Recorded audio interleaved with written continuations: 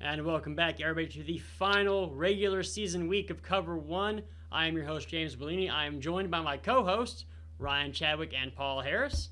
How's it going, guys? What's up? And Nick Thompson. What's going on, you guys? All right, before we go any further, though, let's thank our title sponsor, Whataburger. Whataburger's Buffalo Ranch Chicken Strip Sandwich is back. Chicken strips. Chicken strips. Chicken strips. Ranch. Ranch.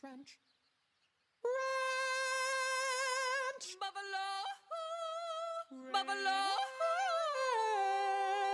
Ranch. Monterey Jack cheese.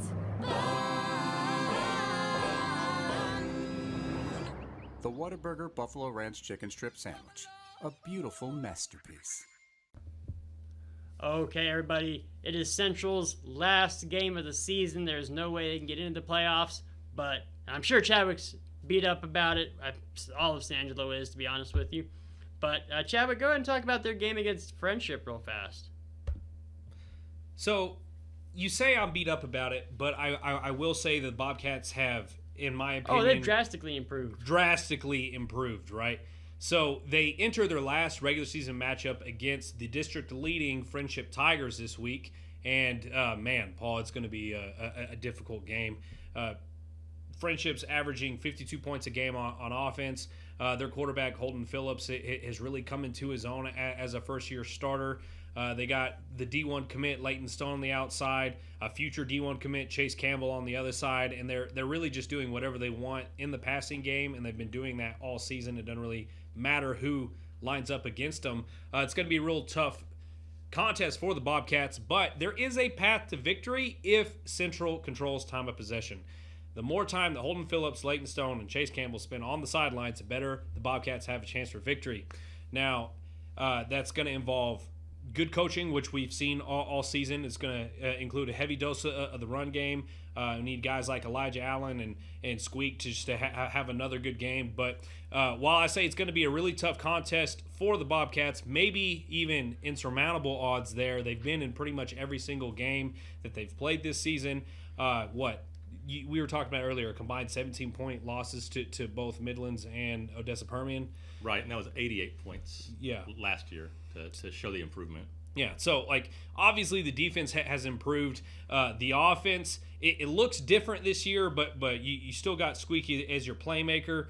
And Paul, tell me exactly what you told me, your thoughts before the season without Colton Hill.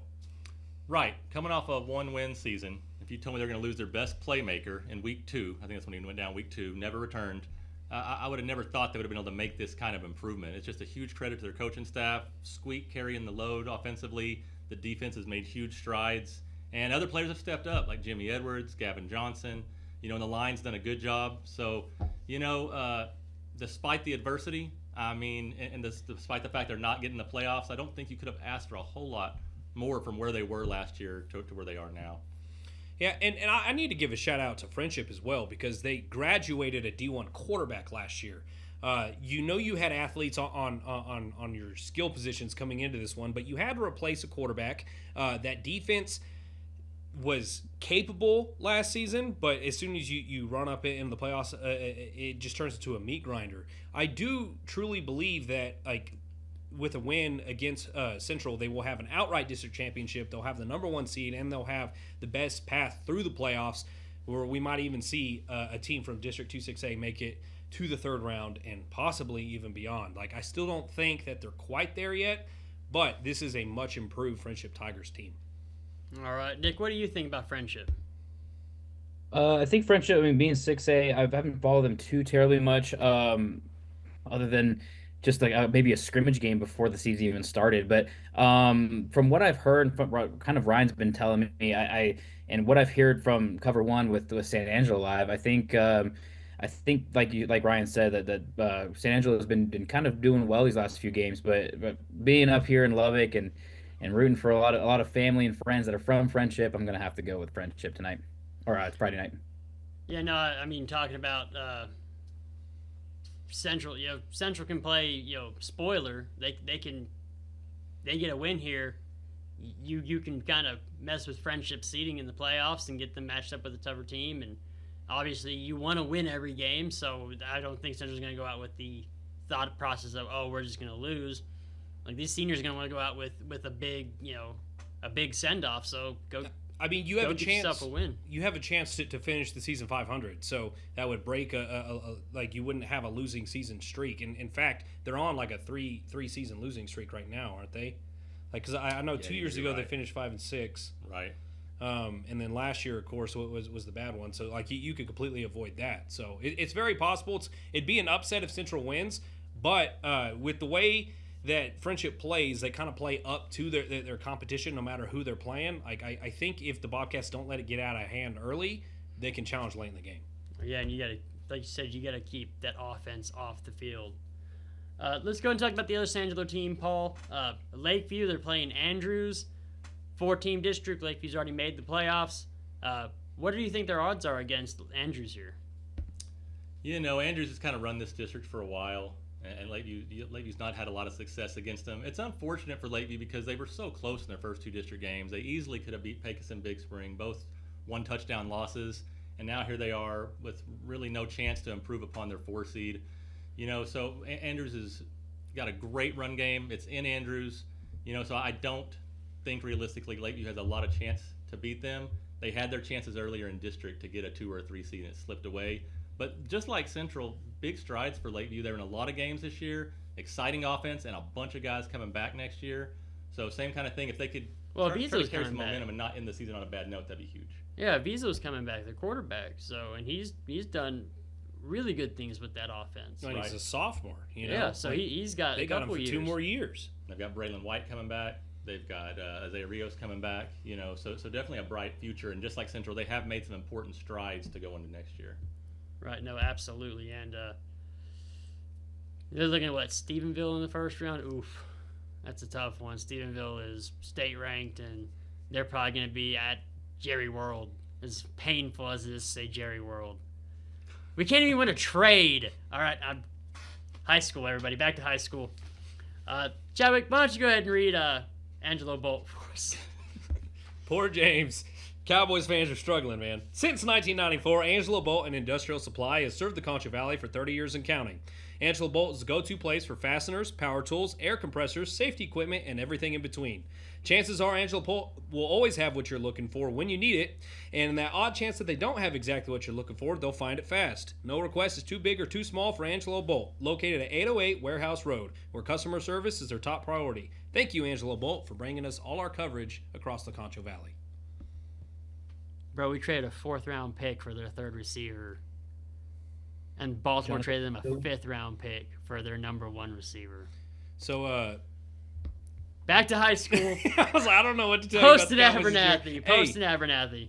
The Texans are doing pretty well this year, James. Shut up. All right, moving on to Post and Abernathy. We have a district championship matchup where the 9-0 Post Antelopes visit the 7-2 Abernathy Antelopes. So it's kind of the battle of the Antelopes this week. But Nick, you are actually headed out to that game this week. Just go ahead and give me a little bit of a preview of what you're thinking. I will be up there. Like you said, the Post Antelopes travel north of Lubbock up to Abernathy, called the Antelope District Champs. Abernathy beat a middle of the ground kind of Olton team last week, 20-0, and then previous to that, I believe they beat Floyd Data 67-0. So I'm not gonna say they're bad whatsoever. I think they can. They're 4-0 in the district. I think they can still hold their ground. But Post Ian Vigaro started off the game really well. I think he had almost over 200 yards. Don't spoil it. We're gonna put him in Player of the Week this week. Okay. So he did really, really well last game. Let's just say that. He's kind of the primary source of scoring last game. But Post beat Floyd Data 73-3. So if that says anything, Ryan was at the game, so he could talk a little bit more about that. But Abernathy could have a surprise upset if they continue to contain the ball. Floyd Data seemed to have a lot of turnovers on defense last week against Post, so that kind of helped them score a little bit higher there. Yeah, what do you think, Ryan? I definitely think that the Post defense is going to be the biggest factor in this matchup. In that game against Floyd Data, not only did they have 2 takeaways in that first half, they also had 2 blocked punts. And when you have a special teams unit that can just get after it and create more opportunities for your offense, and all of a sudden you don't have to drive 70 yards down the field, it's no wonder that you scored 73 points. I think the score in that one was like 49-3 at the end of the first half. It wasn't close. It wasn't ever really close, and Floyd Data really struggled to move the ball against them. On the offensive side of the ball, of course, you got Ian Vergara there. He's one of the most talented running backs in that district, and I think that the Antelopes need to lean on him if they want to claim that outright district championship. I don't think that this one's going to be as surprising as some people think. If Post travels well and just takes care of business, they're going to move to 10-0, perfect regular season headed into that playoffs. But watch out. When you think that you got one in the bag, that's when it gets you. But it should be a good game, and I'm a little jealous of you on that one, Nick. Yeah, I'm excited to go up there. It'll be a good game. And hey, you can always just say the Antelopes are district champs and just kind of blanket that one. Yeah, you can't get it wrong there. Yep. All right, Chad, we're going to talk about Lubbock Monterey and Caprock. Okay, so the Lubbock Monterey Plainsmen took down Abilene High last week in an absolutely amazing matchup that basically tied the Plainsmen for first place in that district. Now they need to win again to basically secure a share of that district title, and it couldn't really come against a better matchup than Amarillo Caprock. Caprock has struggled against teams this season. It's a game that I think Nick Coronado beat them, right? Yes, Coronado beat them. Yeah, and nothing against the Mustangs, but they're not having one of their best years this year. So after the way the Plainsmen played against Abilene High, even with one of their receivers breaking his leg like in the middle of the game, still crazy, by the way. Wish him a speedy recovery. I do think that the Plainsmen get this one done. They need to lean heavily on their run game again. Luke Arrington canceling the ball if he needs to, but at this point, with two talented backs to the backfield, Arrington doesn't need to do that. But I do think that Monterey wraps this one up, puts a nice little bow on it, and it's going to come down to tiebreakers. But we'll see where the Plainsmen end up seeding-wise headed into the playoffs. All right, moving on. We do have to thank Great American Cookie. Celebrate birthdays with a cookie cake. Great American Cookie says, good luck to the Central Bobcats. For your next party, get a cookie that's like a cake. Cookies, brownies, ice creams, and more for birthdays, holidays, or game days. Go to Great American Cookie, located with the marble slab next to Cinemark Tinseltown at 4553 Sherwood Way. All right, Muad'Dib. Let's talk about Stanton and Wall. Yeah, it's kind of an unlikely district title game, to say the least. You know, Stanton was a one-win team last year. They made a huge improvement. They've got 5 wins this year. But Wall's number 5 in the state. You know, they've been absolutely rolling, just a dominant defense, to say the least. So they're a huge favorite. But, you know, if Stanton were to win this game, they would steal a share of the district title, and most importantly, they take the 1 seed from Wall. So Wall's got to show up, you know, and take care of business, and which they should. And they're even coming off a bye week, so really looks as good as it could for Wall, but they've got to take care of business Friday to lock up that 1 seed. How'd they pull off a late bye week, man? Talk about just the stars perfectly aligning. I actually have team. An answer to this one. Oh, okay. Let's hear it, Chadwick. Is it the right right answer? Yeah, well, it's straight from Slaughter. He's the one who told me. Yeah. All right, it is the right answer. Yeah. So they didn't want this bye week. They originally had a different team scheduled, but the way the schedules worked out, they couldn't play the week earlier in the season that they wanted to, so that had to come down to a bye. Wall had to add Brownwood to their schedule late, and that ended up being their only loss this season, and it really left the only open week for the Hawks in week 10. You know, so while you don't really want that as a football team, you kind of want to get on a roll in district and keep going. It's definitely. I bet you it was definitely nice for the Hawks to be able to rest some of their players headed into this final matchup and then further beyond in the playoffs. Well, that's what I was about to get to, the playoffs. You know, you have bye weeks earlier in the season because you're playing since, what, July? I think you put pads on, what, August 3rd something this like year? That. Yeah, so August. So you go August, September, October. Now you're in November. That's 3 months of football before you get a bye week. But hey, we're expecting to play well into December around here, right? I believe everybody thinks that Wall is.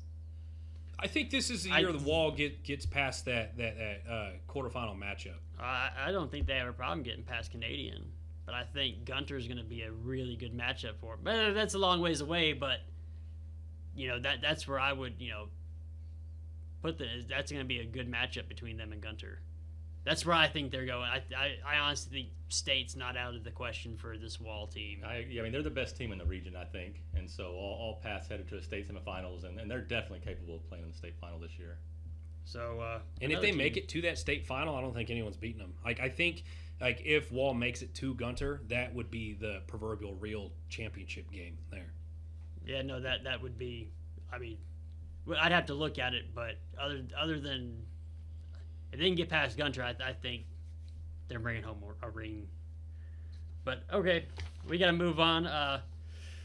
For any banking needs, go Texas Bank. Proven local, strong, is how customers refer Texas Bank, one of the most successful banks in the Lone Star State. Texas Bank is a full-service bank with over $2 billion in assets, and they operate in 16 locations from El Paso to Dallas-Fort Worth, including 3 right here in San Angelo, located at 2201 Sherwood Way, 1850 North Chadbourne, and 4206 College Hills. Texas Bank staff are your friends, family, and neighbors. Okay, Chadwick, players of the week. I know you were at a game last week where you think this player deserves player of the week, so talk about him. So this is what Nick was almost about to spoil earlier. It is running back Ian Vergara. He had an incredible game, and I can't really say game. He had an incredible 2 quarters before he sat down the rest of the game and just relaxed. In the first half, in the 73-3 win over Floyd Data, the young man had 14 carries, 238 yards, and 5 touchdowns. Now, if that game would have been a little bit closer and he would have gotten to play those last 2 quarters, you might have seen a rushing performance of over 400 yards and approaching 10 touchdowns. That's the kind of night he was having. The Whirlwinds could not take him down. The offensive line played great. The holes were there. He had several runs where he just kind of broke through, and his speed showed, and he just outran everyone to the end zone. But then, of course, he had a couple of bruising runs inside the 5 where he's the one who pushed it across the goal line. So congratulations to that young man. He's one of the best running backs in 2A football, at least in my opinion, and we will see how far that run game carries the Antelopes into the playoffs. All right, I want to talk about 2 Concho Valley kids real fast. Paul, you know these guys pretty well, too. Jarrett Brown and Sutton Cirillo. Jarrett Brown, of course, plays for the Reagan County Owls, and Sutton Cirillo plays for the Mason Punchers. Talking about Brown, though, they played Colorado City last week. He was 19 of 23 for 475 yards and 7 touchdowns. Oh, my goodness. Talk about monster numbers from Jarrett Brown there. Literal video game numbers. Yeah, I think he's probably better known as a running quarterback. I mean, that's usually where he does most of his damage is with running the ball. And so to see that kind of passing performance was pretty crazy. I was not expecting that. And whatever switch that was flipped that got Kaysen and Jarrett to switch, it seems has really worked out for the Owls here. Because it seems Jarrett's really come into his own, and it seems like Kaysen can more focus on just getting the ball into the end zone on the receiving side of things. Right, Absolutely. He's a huge target, and it's a good dimension for them to have a running quarterback. Kaysen didn't provide that same kind of running element, so I think it's just a good look for them. Yep. All right, and Sutton Cirillo for Mason, 17 carries, 300 yards, 3 touchdowns. I don't think anybody doesn't think Mason is going to run pretty far into the playoffs. Got to get past Ganado. It is tough reach. Ganado is. Chadwick, you were there. Yeah, I was there. It was not a pretty game. The Punchers played their best, but Ganado has a very stacked roster. They pretty much returned everybody from last year, and it's probably going to be a similar matchup this year. Because I think Ganado's ranked number 2 right now. They're pretty high from what I remember. They're extremely, I know they're top 5. Good. They're really good. But that gives Mason something to shoot for. They know what they're up against, and it's going to be they returned their offense. They returned their entire offense. They returned their quarterback. They returned their running back. Unfortunately for the Punchers, I just think it's going to be one of those classic, over the last couple of years, a Wall Canadian scenario where it's like both teams are really good. Both teams are ranked in the top 10, but Ganado's just a little bit further along than what Mason could be. But the Punchers' defense is better than it was last year. You heard it, though. Chadwick's taking shots at Mason, everybody. I just said Mason's defense is better than it was last year. We'll see. No, you didn't. All right. We got to move on. Before we move into our college section, we do have to hear from Jim Bass Ford. $59,999 for a new Ford Expedition XLT. Get a full-size 3-row seating SUV for the family that needs a lot of room. Equipped with a moonroof, second-row captain seats, along with many more features, make it the absolute perfect SUV. You can only get deals like this at Jim Bass Ford, Houston Hart and Arden Road, or shop 24/7 at bassbunch.com, or use this QR code. Yep, the one on my shirt. All right, moving on to the college football section. Now, the Texas Tech Red Raiders have a huge matchup this week. Back-to-back top 25 teams that they're playing here. Tech comes off a huge win on the road against Iowa State last week, 23-22.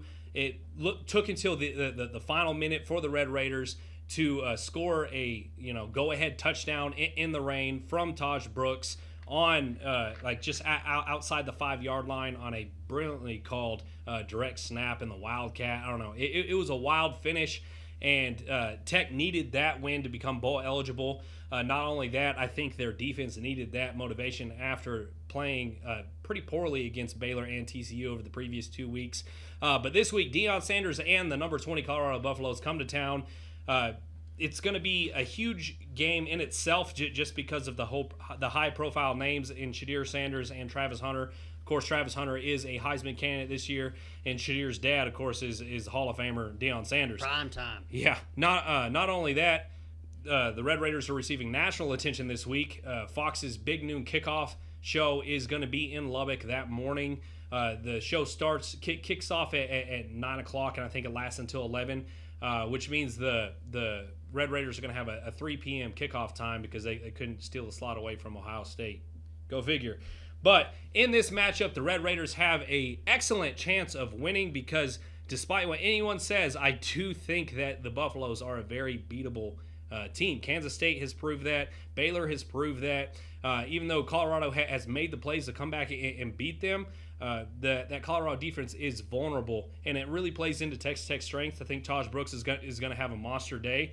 He also has a chance to become Tech's all-time leading rusher because he is exactly 121 yards short after another 100-yard performance last week against Iowa State. I think I jumped the gun a little bit last week when I said he was 130 yards short, but I need to do my math better. But Taj Brooks has an excellent chance to become the Tech's leading rusher and get Tech to back-to-back wins over top 25 teams, push them to 5-2 overall in the Big 12, which is something that Tech hasn't been in a position in years. But Nick, you're going to also be at the game. Just tell me your overall thoughts, man. Oh, first off, I just want to make note that me and you both called it, that watch Tech win against Iowa State, against a ranked team after not being able to beat Baylor and TCU. We did. Classic Tech fashion. Exactly. Texas Tech true fashion. That being said, a lot of things went into that. But this week, like you said, it's going to be, this is, I think, the biggest, I know this is the biggest game Texas Tech fans and even people in Lubbock are super excited about. Again, Coach Prime and Shadir Sanders in Lubbock's pretty hard to come by. Colorado's a 3-point favorite in this game. If we can find some holes to score like we did in the first quarter against Iowa State, I think this can go down to the wire. Again, Taj Brooks with that record-breaking game, he's definitely going to be utilized this game. I believe so. Travis Hunter is really the only culprit in this. He's a two-way athlete, receiver, and corner. One of the most dynamic players in college football history. In a recent interview, I want to say it was before the game last week, they asked him, which position do you like playing better and whatnot too, but he just watches a lot of film, and no matter what side of the ball he's on, he will play ball. So if Texas Tech's young defense can stop him, I think we have a real good chance in keeping up with them and potentially even winning this game. I think the coolest part about this matchup is that Deion Sanders and head coach Joey McGuire have been really good friends for a long time. Coach Sanders even said it at a press conference earlier this week that him and Joey date back to Joey's high school days when he was winning state championships with Cedar Hill. Yeah, with Cedar Hill back in the day. So it's going to be nice seeing two friends have a friendly rivalry going to head-to-head. But, man, would this be a big win for Texas Tech. Sanders just needs to check up on our traditions a little bit and not call it Call them tacos tacos and fajitas. and their tortillas on the field. Come on, man. All right, Paul, let's talk about ASU and Western Oregon. Yeah, so ASU coming off a huge win, 17-16 over Central Washington last week. Really the first time in a long time the Rams were even tested. They'd just been cruising with one big win after another, so it was good to see them be able to pass that test. It's kind of just survive a crazy finish. Central Washington lined up for 2, then got the false start, decided to go for extra point for after that, and they missed the extra point. So ASU hangs on. Thought we might be headed for overtime, or ASU was going to have to try to get a last-second, drive to win the game. But huge win for them. But they got to turn right around, travel almost 2,000 miles to Oregon, and this game is just as big now. Western Oregon's only lost one conference game, so if they were to beat ASU, they would suddenly have the tiebreaker. Now Western Oregon still finishes with Central Washington, so they've got another. ASU could still win the conference if they lose this game, but if they win, that's it. They lock it up. They're the conference champs. And they'll make the playoffs. They'll definitely make the playoffs. They're sitting number 5 in the regional rankings that came out this week. Yeah, but with a loss here, that would be their 3rd loss of the season. That might drop them out. It would hurt them. Central Washington's 6th in those rankings. I believe Western Oregon's 8.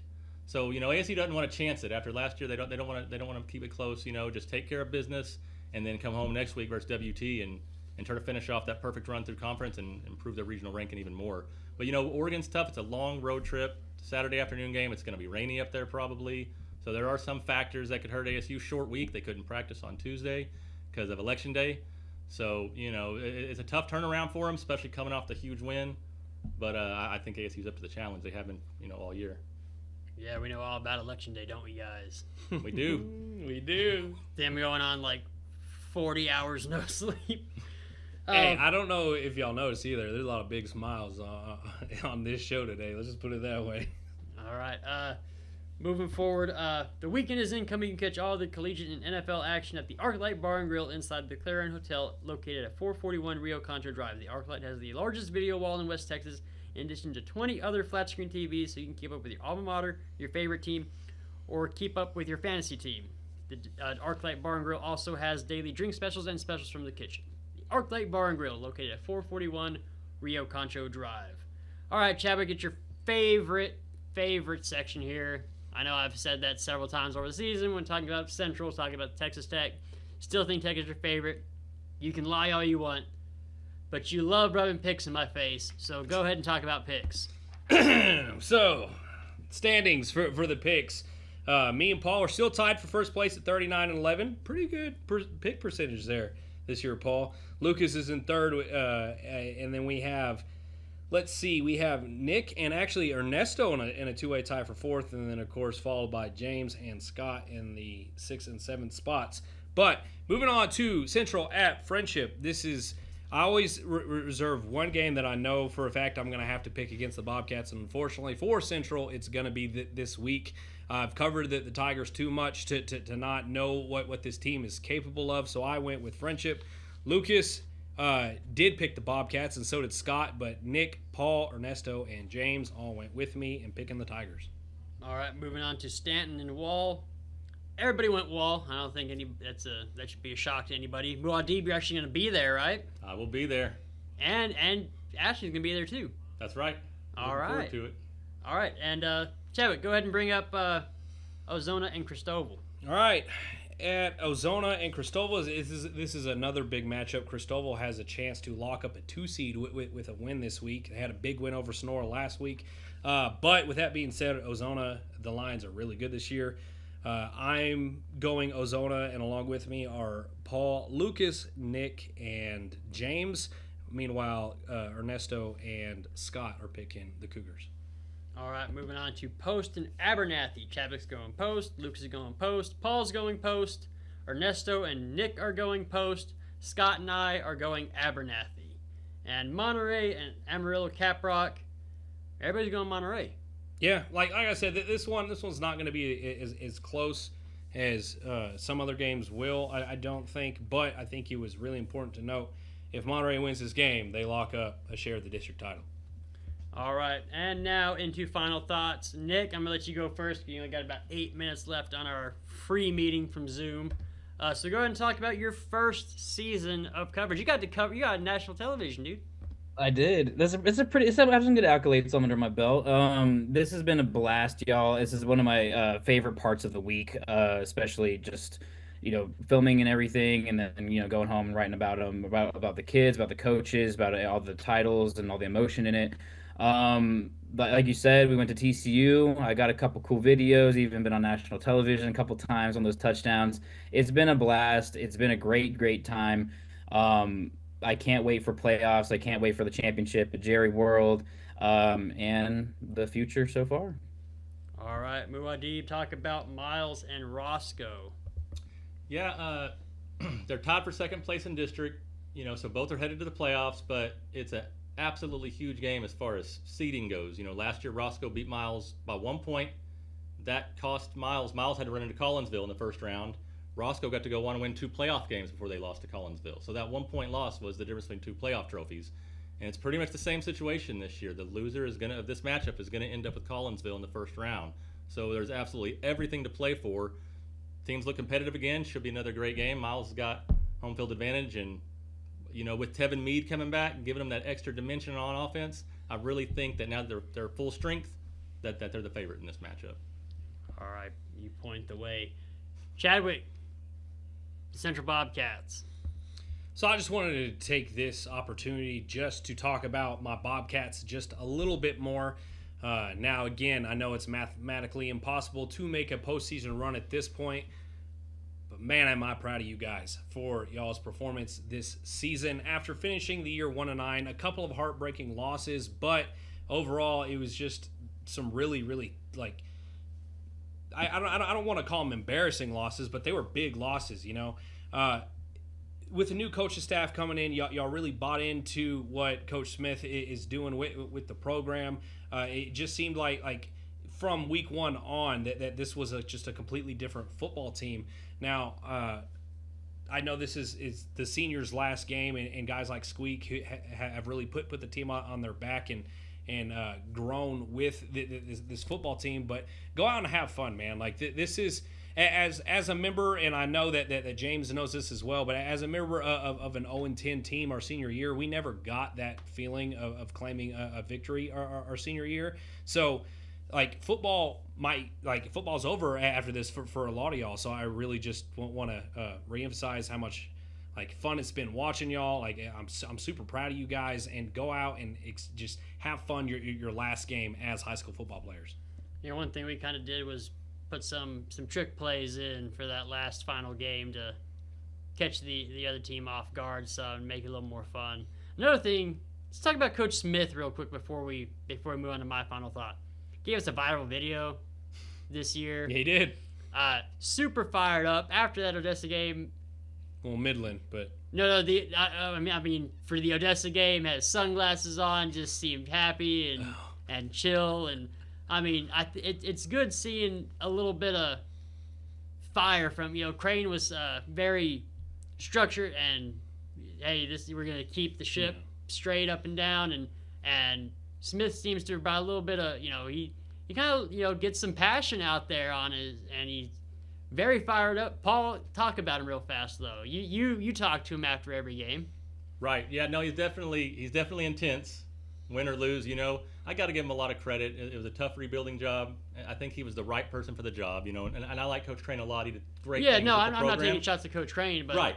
But at some point, the program needed some new life breathed just into it. Breath of fresh air type thing. Yeah, and I think he did a great job. Great staff. I mean, just watching them, I love the way they call games. I think they've an edge with their coaching staff. The play calling has been great, and I think this is just the beginning. He came in, he turned it around, laid the foundation, and I think there's a bright future ahead of them.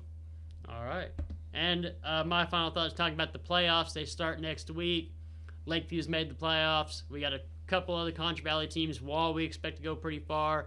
Mason, we expect to get up against Ganado, and if they beat Ganado, who knows? And Miles is playing a tough district coming out. So is the Sonora, Reagan County, Christoval district. That's a tough district coming out. But if they get past these teams, we could see some pretty decent 2-3 game runs in the playoffs from some of these Concho Valley teams. It's the same in the South Plains too. We got Estacado, who won a district championship. We got Lubbock Cooper, who had a disappointing district season, but I still think that they're going to make a far run too. And then of course we got Friendship, and then we got Post, and we got teams like Shallowater and Sunray and Jayton, who are all in the top 10 in their respective rankings. So I mean, Sunray has a fantastic quarterback, man.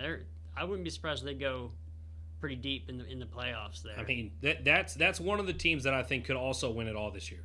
You know, and the playoffs, of course, Cover1 will have all of your high school football playoff coverage from the Concho Valley, South Plains. You know, we're going to get some big country and some hill country in there too a little bit. All the way through Jerry World. All the way to Jerry World. You're absolutely right. Even though I hate calling it Jerry World. You had to bring up the Cowboys again. Dak World. Bro, Dak's out. Ow, my hamstring. All I'm saying is Jordan Love played with a groin injury. Yeah, Jordan Love played with a groin injury. Still lost, but hey, he still played. Still lost. I mean, when you're down Micah and you're down Lawrence and you're down Bland and Sam Williams, just the depth up front on defense, and you have a front office that won't do anything except sign a third receiver. Yeah, I just picked up Mingo, man. Yeah, Mingo. Stop. We also, I mean, you traded for Trey Lance, fourth round pick, and are you gonna play him? Hey, the Texans are good this year. I'm getting year. Upset. Chadwick. C.J. Stroud. All right. If he can get Nico Collins back, I think the Texans are going to be all right. I do respect C.J. Stroud a whole lot, though. I mean, I think he's a great individual. He's a great football player too. Absolutely. All right, we're rambling at this point, James. Get us out of here. I'm upset. But for Cover1, this has been our pregame show. I'm your host, James Bouligny. We've had Ryan Chadwick, Paul Harris, and Nick Thompson on. Stay tuned for the halftime score.